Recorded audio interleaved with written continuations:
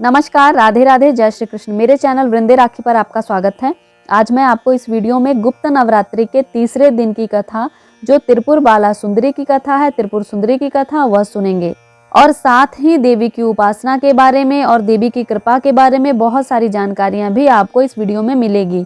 तो आइए सबसे पहले हम बाला त्रिपुर सुंदरी की गुप्त नवरात्रों में जिनकी तीसरे दिन पूजा होती है उनकी कथा सुनते हैं। त्रिपुर सुंदरी के 4 भुजाएं हैं, चारों हाथों में पाश, अंकुश, धनुष और बाण सुशोभित हैं। त्रिपुर सुंदरी 10 महाविद्याओं में 10 देवियों में एक हैं। इन्हें महा त्रिपुर सुंदरी, षोडशी, ललिता, लीलावती, लीलामती, ललिता अंबिका, लीलेशी, लीलेश्वरी, ललिता गौरी तथा राज राजेश्वरी भी कहते हैं। वे 10 महाविद्याओं में सबसे प्रमुख देवी हैं। यह देवी त्रिगुणना का तांत्रिक स्वरूप हैं। देवी भागवत में यह कहा गया है, वर देने के लिए सदा सर्वदा तत्पर रहने वाली यह देवी हैं। इनका श्री विग्रह सौम्य और दया से परिपूर्ण है। जो इनका आश्रय लेते हैं उन्हें इनका आशीर्वाद प्राप्त होता है। इनकी महिमा अवर्णनीय है। संसार के समस्त तंत्र मंत्र की यह देवी हैं। इनकी आराधना, उपासना और साधना से सभी प्रकार की सिद्धियां प्राप्त होती हैं। चारों दिशाओं में 4 और एक ऊपर की ओर मुख होने से इन्हें तंत्र शास्त्र में पंचवक्त्र भी कहा जाता है, अर्थात 5 मुखों वाली कहा गया है।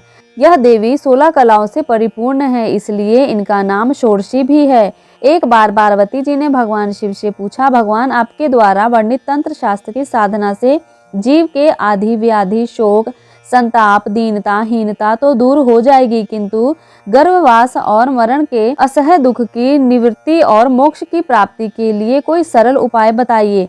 तब पार्वती जी के अनुरोध पर भगवान शिव ने त्रिपुर सुंदरी श्री विद्या साधना प्रणाली को प्रकट किया। आदि गुरु शंकराचार्य ने भी अपने ग्रंथ सौंदर्य लहरी में त्रिपुर सुंदरी श्री विद्या की बड़ी सरल स्तुति की है। कहा जाता है, भगवती त्रिपुर सुंदरी के आशीर्वाद से साधक को भोग और मोक्ष दोनों सहज उपलब्ध हो जाते हैं। कथा के अनुसार सती वियोग के पश्चात भगवान शिव सदा सर्वदा ध्यान मगन रहने लगे। उन्होंने अपने संपूर्ण कर्म का परित्याग कर दिया था, जिसके कारण तीनों लोकों के संचालन में व्याधि उत्पन्न होने लगी। उधर तारकासुर ने तपस्या करके ब्रह्मा जी से यह वरदान प्राप्त कर लिया कि उसका वध केवल शिवपुत्र के हाथों ही होगा। समस्त देवताओं ने भगवान शिव को ध्यान से जगाने के लिए कामदेव और उनकी पत्नी रति को कैलाश भेजा। कामदेव ने कुसुम सरनाम मोहिनी वाण से भगवान शिव पर प्रहार किया। परिणाम स्वरूप शिव जी का ध्यान भंग हो गया। देखते ही देखते भगवान शिव के तीसरे नेत्र से उत्पन्न क्रोध अग्नि ने कामदेव को जलाकर भस्म कर दिया। कामदेव की पत्नी रति द्वारा अत्यंत दारुण विलाप करने पर भगवान शिव ने कामदेव को पुनः द्वापर युग में भगवान कृष्ण के पुत्र के रूप में जन्म लेने का वरदान दिया और वहां से अंतर्ध्यान हो गए। सभी देवताओं और रति के जाने के पश्चात भगवान शिव के एक गण द्वारा कामदेव के भस्म से मूर्ति निर्मित की गई। उस निर्मित मूर्ति से एक पुरुष पैदा हुआ। उस पुरुष ने भगवान शिव की स्तुति की। भगवान शिव के क्रोध से कामदेव भस्म बना था और उसी भस्म से यह पुरुष निर्मित किया गया, इसलिए भगवान शिव द्वारा उस पुरुष का नाम भांड रखा गया। शिव के क्रोध से उत्पन्न होने के कारण भांड तमो गुण संपन्न था और वह धीरे धीरे तीनों लोकों में भयंकर उत्पात मचाने लगा। वह शक्ति से परिपूर्ण था और वह इंद्र के राज्य के समान ही अपना राज्य प्राप्त करना चाहता था। तदंतर भांडसूर ने स्वर्ग लोक पर आक्रमण कर देवराज इंद्र और स्वर्ग राज को चारों ओर से घेर लिया। भयभीत इंद्र नारद मुनि की शरण में गए और इस समस्या के निवारण का उपाय पूछने लगे। देव ऋषि नारद ने आदि शक्ति की यथाविधि आराधना करने की सलाह दी। देवराज इंद्र ने बताए अनुसार ही मां भगवती की उपासना की, जिससे देवी का स्वरूप प्रकट हुआ।